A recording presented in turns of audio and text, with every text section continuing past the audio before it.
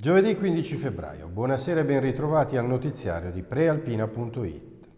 In apertura la rivoluzione viabilistica di Varese. Da ieri attiva la nuova maxi rotonda di Largo Fraiano all'ingresso della città, una delle opere più attese.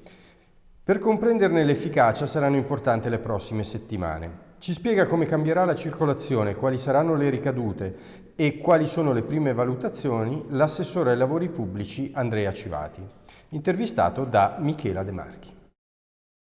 Le prospettive future di fronte a questo cambio di viabilità?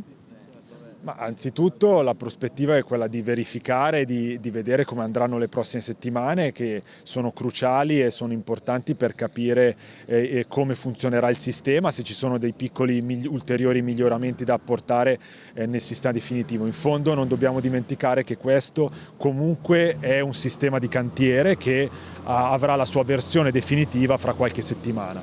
Poi come ogni grande cambiamento della città, si porterà con sé anche degli ulteriori ricadute. Penso alle ricadute nel quartiere di Giubiano, alla viabilità appunto anche del Viale Borri, che andrà verificato capendo quali sono i miglioramenti che ci saranno, la via Gasparotto, quindi tante cose sono collegate a questo intervento.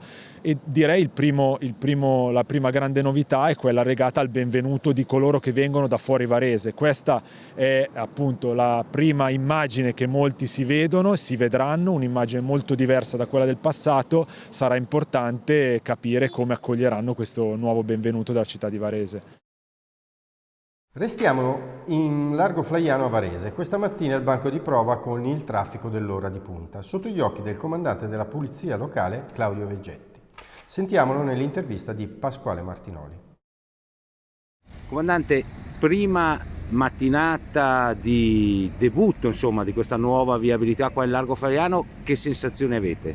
Sì, la sensazione è sicuramente positiva perché i flussi si stanno ottimizzando, abbiamo disposto una presenza anche della polizia locale costante e qualche piccolo intervento si sta rendendo necessario, soprattutto nell'armonizzazione degli impianti semaforici che poi portano il traffico alla rotatoria oppure lo possono far defluire. Quindi abbiamo già anche provveduto a riprogrammare le centraline e stiamo monitorando, quindi saranno dei giorni molto intensi per raccogliere tutte le informazioni possibili al fine di poter perfezionare la nuova viabilità.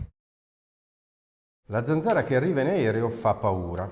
Anche Malpensa tiene sotto controllo i voli provenienti dal Brasile e dall'Argentina, dove si sta diffondendo il virus Dengue, che viene appunto trasmesso dall'insetto. Ce ne parla Paola Grimaldi. Viaggia nei container, tra i bagagli, nelle stive insieme alla merce e anche a bordo degli aerei di linea, nascosta tra i passeggeri. È una viaggiatrice sgradita. Si tratta della zanzara della febbre gialla, Aedes aegypti, veicolo del virus Dengue e dell'omonima malattia, che potrebbe arrivare nel nostro paese atterrando a Malpensa.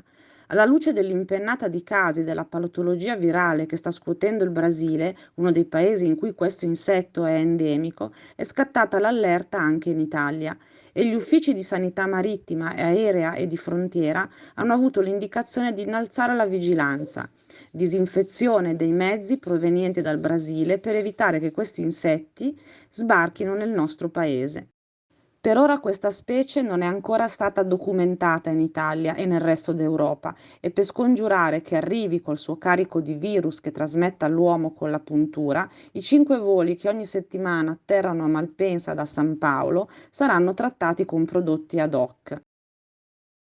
Ancora pedoni investiti in provincia di Varese. È accaduto ieri sera a Tradate e questa mattina a Casorate Sempione. Vittime 2 donne. Il servizio. 2 donne investite tra ieri sera e questa mattina nel Varesotto. È accaduto a Tradate e Casorate Sempione. Nel primo caso una ragazza di 29 anni è stata urtata da un furgone ieri sera in centro a Tradate all'incrocio fra Corso Bernacchi e Via Volta. La giovane è stata ricoverata all'ospedale Galmarini di Tradate in codice giallo, quindi in condizioni di gravità moderata. Questa mattina a Casorate Sempione una donna di 56 anni è stata invece investita da un'auto. L'incidente è avvenuto poco prima delle 7 in via Sempione. La 56enne è stata trasportata all'ospedale di Circolo di Varese, anche lei in codice giallo. Spostiamoci ora a Busto Arsizio. Da questa mattina è ancora più facile raggiungere il polo fieristico Malpensa Fiere. È stata inaugurata la nuova fermata dell'autobus del trasporto pubblico locale. Sul posto per noi Francesco Inguscio. È stata inaugurata stamattina la nuova fermata degli autobus del trasporto pubblico locale a Malpensa Fiere. Una novità attesa e richiesta da tempo che permetterà di connettere con corse ogni 30 minuti la città al polo fieristico situato nel quartiere di Sant'Anna.